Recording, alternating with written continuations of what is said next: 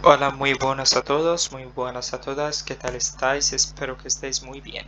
Bienvenido a mi canal, bienvenido a otra ocasión de la gramática española. Continuamos con el presente indicativo y con los verbos irregulares.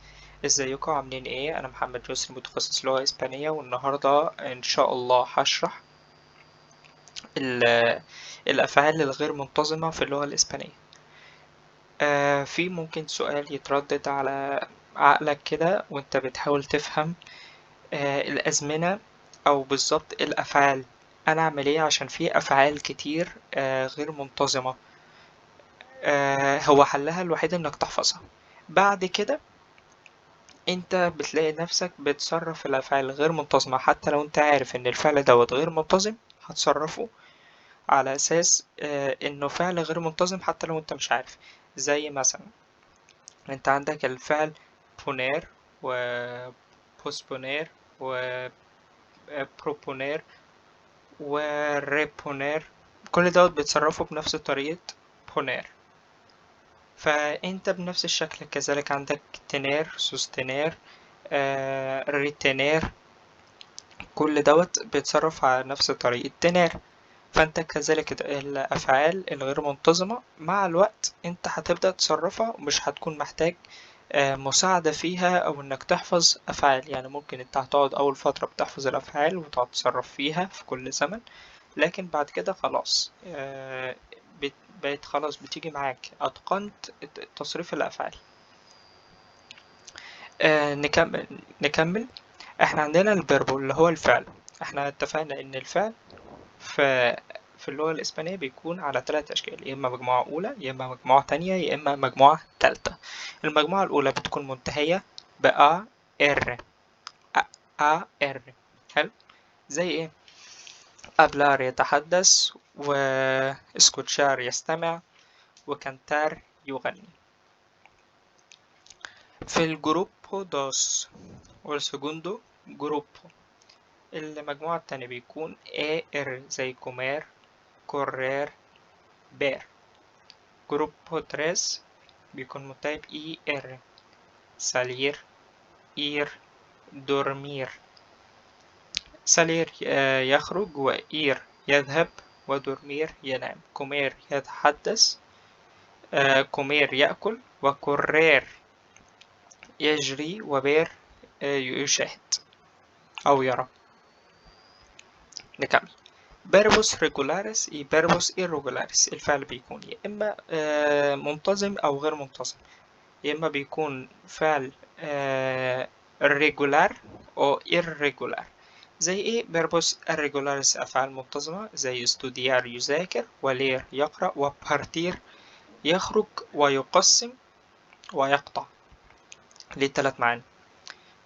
فأنت لو جيت تصرف استوديار هتبقى استوديو، استودياس، استوديا، استودياموس، استوديايس، استوديان. leer leo lees lee leemos leéis leen. وpartir هتبقى parto partes parte partimos partís parten. لاحظت ان ما حصلش اي تغيير لا في الجذر ولا في الطرف، ما حصلش اي حاجة. لكن لو جينا هنا للبربوس irregular زي star بمعنى يمكث ويوجد ويكون، وعندنا تنير يمتلك، وإير يذهب. أبسط مثال على إير: مع اليو بقول بوي، فتقريبا كل حاجة اتغيرت فيه. تنير بقول تنجو مع اليو، وستار بقول استوي، حصل تغيير. تعال هنشوف كل دوت. عندنا في حاجة اسمها verbos principales y verbos auxiliares. verbos principales يعني أفعال أساسية، يعني لا تحتاج لمساعدة في التصريف. احنا ما عندناش في العربي فعل مساعد بيساعد على تكوين المعنى خالص. احنا عندنا فعل بيكون أساسي: أنا آكل. كلها أفعال principales عندنا، زي إيه؟ اسكريبير، ماندار، بولبير.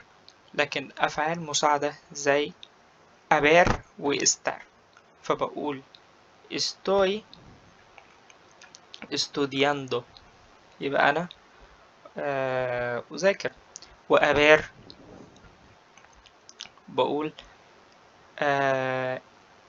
hecho o he hecho ha hecho فعل وفعلت. تمام. primer grupo الأفعال المنتهية بالآر.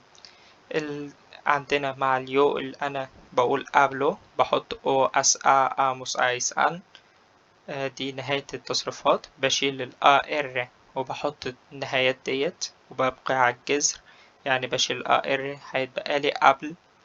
بحط الأو بقول قبله، دي مع اليو اللي هو الأنا. مع تو بقول قبلس، ادي الجذر قبل. بحط الآ اس. وال وإيه وأستاذ بحط الآ قبل. مع النوسotros والنوسotras نحن اللي هو احنا مذكر وولاد، والنوسotras مع لو البنات بس هي اللي بتتكلم، فبقول hablamos. vosotros أنتم بقول habláis. ellos وellas وأستاذes بقول hablan. دي الجروب أونو فعل غير فعل منتظم، وفي نفس الوقت هو فعل أساسي principal. الفعل comer segundo grupo بقول مع الأنا بقول como، مع tú comes، مع el والأي والأستاذ come. nosotros comemos، vosotros coméis، ellos وellas comen. ما حصلش أي تغيير في الجذر ولا حصل أي تغيير في الساق. الترسير جروبو المجموعة التالتة بتكون منتهية بالإي إر. بحذف نهاية الإي إر وبضيف أو إس إي. إيموس إيس إن. مع اليو اسكريبو، مع تو اسكريبس، مع ال والأي اسكريبي. nosotros escribimos، vosotros escribís، ellos وellas escriben. لو لاحظت هنا إن الفرق بين المجموعة التانية والمجموعة التالتة هو comemos، والمجموعة المجموعة التانية بقول comemos وcoméis. amos وآيس. في التالتة بقول إيموس وإيس. los modos verbales. المودوس verbales يعني مجموعات الأفعال، يعني كل مجموعة أو المودو أو الطريقة اللي أنا بصرف بيها يا إما بتكون indicativo في زمن اليقين أو في زمن الشك السبخونتيفو، أو الامبراتيفو اللي هو الأمر، أو condicional اللي هو الشرطي. los modos indicativos دوت اللي احنا فيه، اللي احنا بنتطرق له، اللي هو البريسنتد انديكاتيفو المضارع البسيط في زمن اليقين. زي ما اقول انا اشرب فنجانا من القهوة، او انا احتسي فنجانا من القهوة. حاجة اكيدة لا تحتمل الشك وتدل على المضارع. tiempos de modo indicativo. في المودو انديكاتيفو انا عندي 4 أزمنة بسيطة و4 مركبة. tiempos simples del indicativo. modo indicativo عندي الأزمنة البسيطة، عندي البريسنتي والبريتيريتو imperfecto والبريتيريتو indefinido والفوتورو simple. ديت أزمنة بسيطة. المضارع والماضي الغير تام والماضي البسيط أو الماضي التام، وعندي المضارع المستقبل البسيط. كلها أزمنة بسيطة يعني بتاخد فعل واحد بس. El presente de indicativo definición refleja una acción que ocurre en el momento del hablar أو del habla. يعبر عن حدث بيحصل في اللحظة بتاعة الكلام. فبقول yo explico la lección a mis alumnos. أنا بشرح الدرس لطلابي. ده في المضارع البسيط، حاجة في زمن اليقين. أنا أشرح الدرس لطلابي، حاجة أكيدة ما فيهاش لا تحتمل الشك ودلت على المضارع، أنا بشرحه دلوقتي. usos الاستخدامات. hablar de una hecho habitual. un hecho habitual يعني حاجة يومية أو عادة يومية. en mi casa comemos a las 2 de la tarde. في منزلي عادة ما نأكل على حوالي الساعة الثانية من الظهيرة. لو لاحظت هنا أنا بقول عادة. طب ليه أنا قلت عادة؟ إن هنا الجملة كده بتعبر عن حاجة على طول بتحصل، إن أنا على طول باكل الساعة 2 الظهر. تاني حاجة بتعبر hablar de lo que ocurre en el momento de hablar.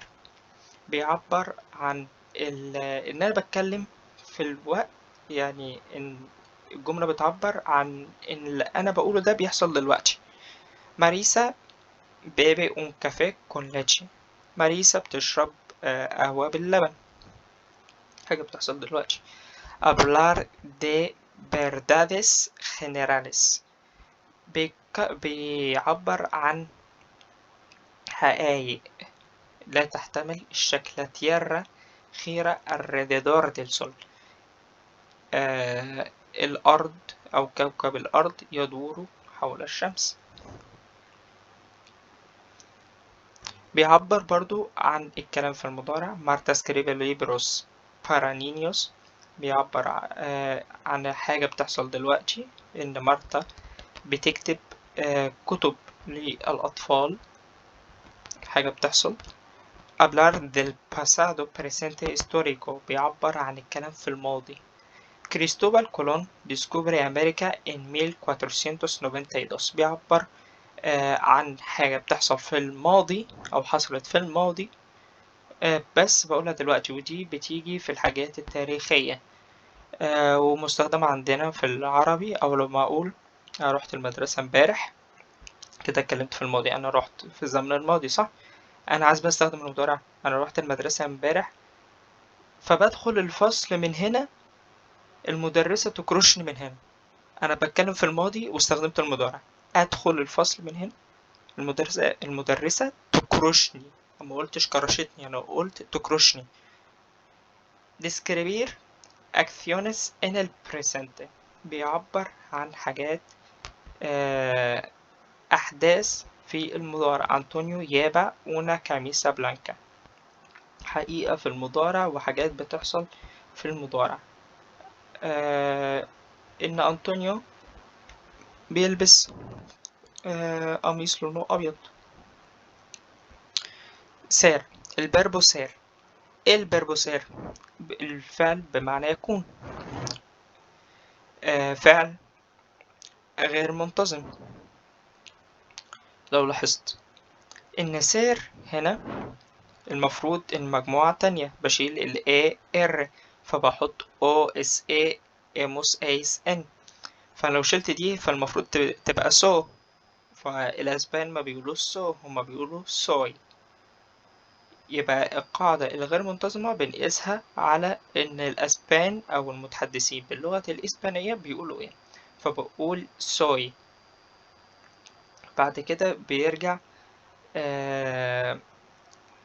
مع التو بيبقى إرس. طب الإس راحت فين؟ هو غير منتظم، فأنت بتحفظه زي ما هو. soy RSS somos sois son. soy RSS somos sois son. تقعد تحفظه كده وتردده كده، هيثبت معاك. فأنت بتقول أنا أكون yo soy محمد. tú eres عبد الله. ella es María. él es Antonio. usted es Radwan. nosotros somos alumnos. vosotros o vosotras sois estudiantes. ellos o ellas son malditos estudiantes. طلاب وحشين. فانت بتحفظه كده. soy eres es somos sois son. identificar o definir personas o cosas. استخدامات الفعل سير بيعبر عن تحديد لأشخاص أو أشياء. este es لويس. أنا بقول إن ده لويس. كده أنا حددت شخص. es una cámara digital. ديت كاميرا أو آلة تصوير رقمية ديجيتال. كوبا أو كوبا es un país latinoamericano. كوبا دي دولة من أمريكا الجنوبية أو دولة في أمريكا الجنوبية. فاس بتشير لإما أشخاص أو أشياء عشان أحددها أو أعرفها. كوبا es un país latinoamericano. أنا حددت كوبا وعرفتها. بتشير la profesión, la nacionalidad y la ideología. بتشير للوظيفة أو الجنسية أو إيديولوجية اللي هي الأيديولوجية. فبقول soy estudiante، أنا طالب. دي البروفيسيون بتاعي، الوظيفة بتاعتي إن أنا طالب.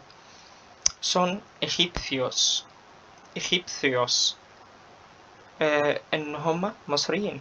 حددت الناسيوناليدات. somos democratas. somos democratas. إحنا ديمقراطيين. الأيديولوجية بتاعتي، طريقة التفكير، إن إحنا ديمقراطيين. بتشير لا relación، بتشير للرابطة أو الباراسنتسكو أو لا religión، الدين، العلاقة. somos novios، إحنا متحابين أو أخدان. أو أنسب وصف للنوفيوس هي أخدان. somos novios. sois mis primos. parentesco اهي mis primos، القرابة، نحن. أنتم sois mis primos، أنتم أبناء عمي. es مسلمان، es cristiano. أنا شرت كده للديانة بتاعته، هو مسلم، هو مسيحي.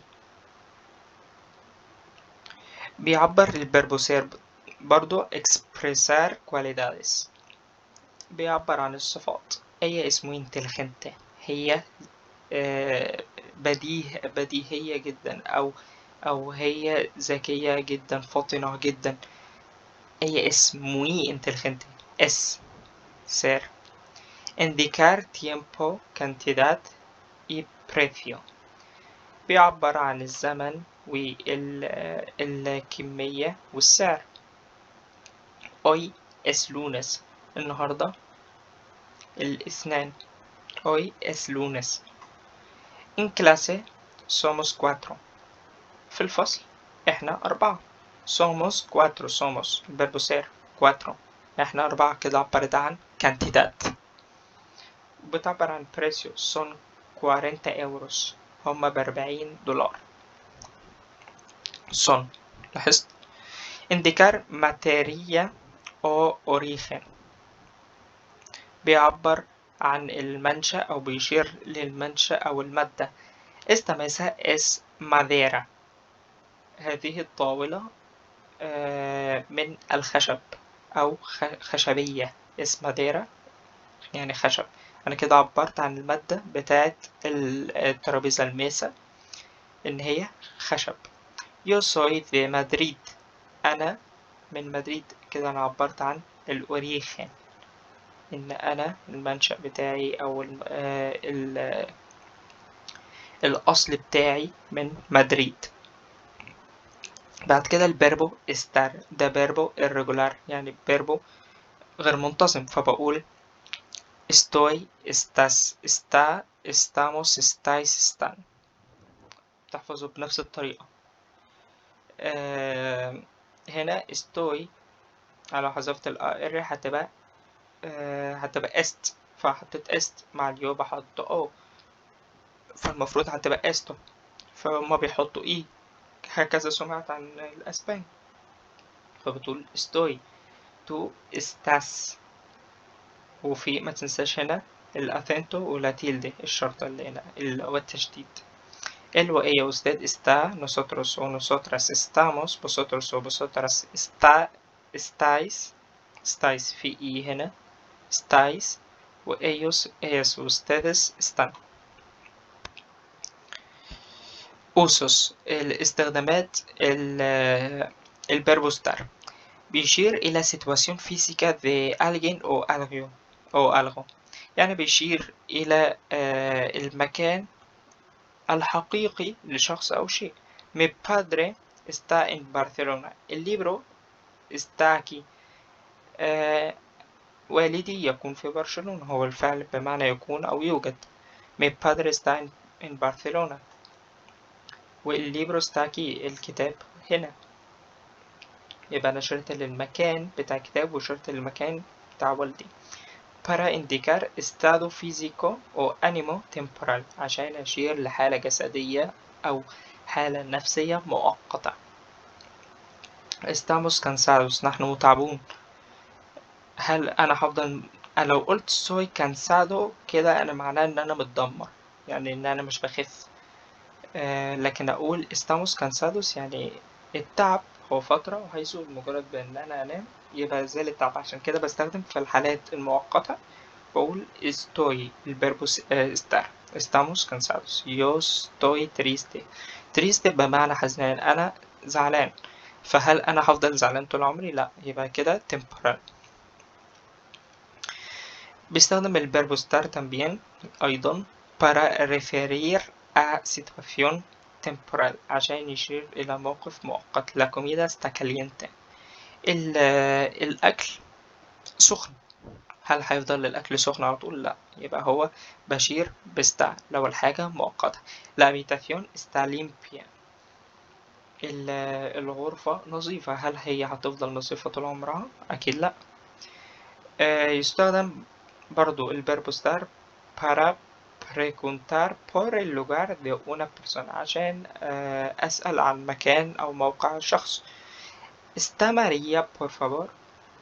ماريا موجودة من فضلك، يعني أنا بسأل هل ماريا موجودة، أو مثلا بتصل بواحد فبيقول لي dígame، بيقول لي قول لي في إيه، فبقول له está ماريا، يعني ماريا موجودة عندك، فبقول له sí أو no.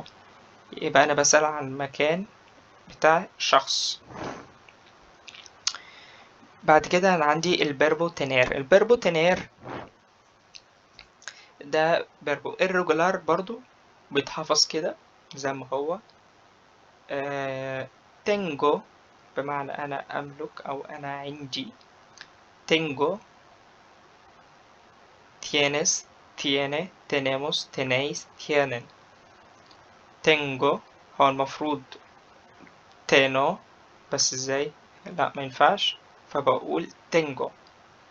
yo tengo libro، أنا عندي كتاب.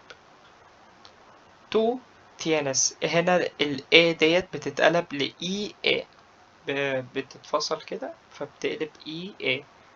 tienes، tiene، هنا بقى بيرجع منتظم تاني الفعل، فبقول tenemos، بيرجع منتظم مع البوسوتروس والنوسوتروس، هتلاقيهم غالبا بيكونوا منتظمين مع الأفعال الغير منتظمة في المضارع، ما عدا كام فعل هنشوفهم بعدين. tenemos، tenéis.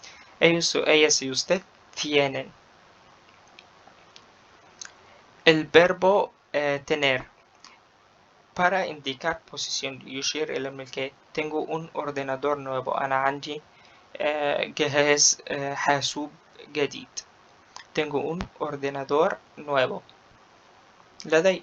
para pedir algo en pregunta، عشان أطلب شيء في سؤال. tienes un cigarrillo، معك سيجارة؟ بالظبط كده، معك سيجارة. para hablar de la familia، عشان أتكلم عن العائلة. فبقول كريستيان tiene 7 hermanas. كريستيان عنده 6 إخوات بنات. لديه tiene. ويستخدم أيضا لديسكريبير personas lugares o cosas، يستخدم أيضا عشان أوصف أشخاص أو أماكن أو أشياء. فما بقول ماريا tiene ojos azules، ella tiene pelo liso. ماريا عندها عيون زرقاء وهي برضو عندها شعر ناعم ليسو. para decir la edad، عشان أقول العمر بتاعي، فبقول tengo 27 años، أنا عندي 27 سنة. عندي كذلك بتتقال في العربي في العربي أنا عندي 27 سنة. expresar algunos estados físicos و ánimos بتعبر برضو عن بعض الحالات النفسية والجسمية. فبقول tengo hambre، أنا جوعان، لدي جوع. هي ما بتتقالش عندنا في العربي tengo hambre، لكن بقول لدي جوع. tienes fiebre، أنت عندك سخونية. tengo sueño، أنا نعسان. في الفعل haber بمعنى يوجد، وهو ما بيتصرفش غير impersonal لو بيشير لحاجة impersonal. يعني عشان أقول يوجد، هل ينفع أقول أنا أوجد؟ لا، أنت ما بتوجدش. فهي بتصرف مع ال والأي والأستاذ بس بأي بمعنى يوجد. فبقول أي un libro aquí، في كتاب هنا. أي hay 7 personas en el aparcamiento، في 7 أشخاص في مكان الركنة مثلا. hay una nota aquí، في ملحوظة هنا. بس كده دوت النهاردة. لو عجبك الفيديو ما تنساش بس انك تذاكره اول حاجة. لو حابب تدعمني بلايك، تشير الفيديو. y hasta luego amigos, no caminarás, solo jamás.